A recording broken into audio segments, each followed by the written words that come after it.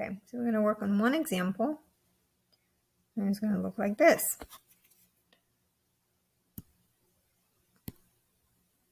Black on black would be kind of tough to see. So let's work with f of x is 5x minus 9. And we are asked to find the inverse thereof. So you're going to have to take a couple steps to get there. The first step is going to be write as a linear equation.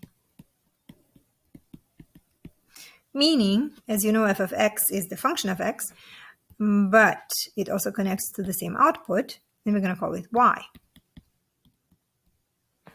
is equal to 5x minus 9.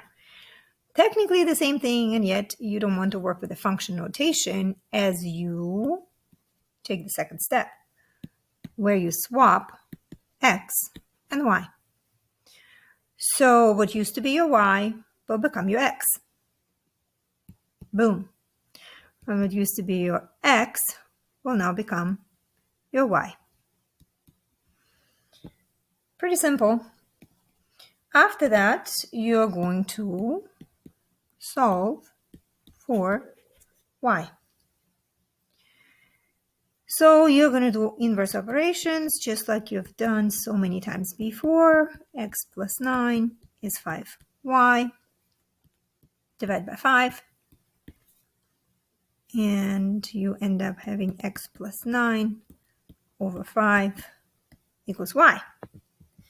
Now, as you know, in literature, usually you have your y first. And then, let's say you're asked to graph it. This would be kind of odd. Like, how do you graph that? What's the y-intercept? It's hard to see. So we're going to write it as maybe like this. 1/5 x plus 9 over 5. So now I know that's a linear function. Slope is 1/5. Y-intercept is 9 over 5. And you can make that a decimal to see how it falls onto the y-axis. So that's kind of easy from there.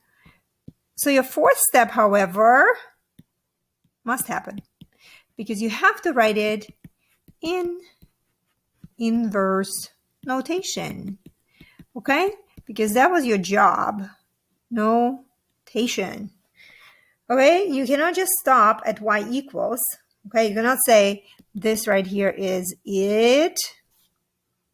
You must go back to, let's make it a little smaller. Boom, this notation.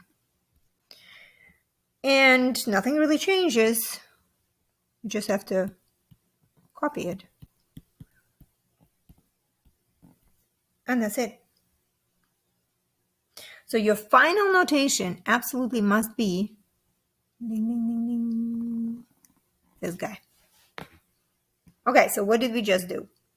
Given the function f of x equals 5x minus 9, the inverse of that function would be f inverse of x is 1/5 x plus 9 over 5.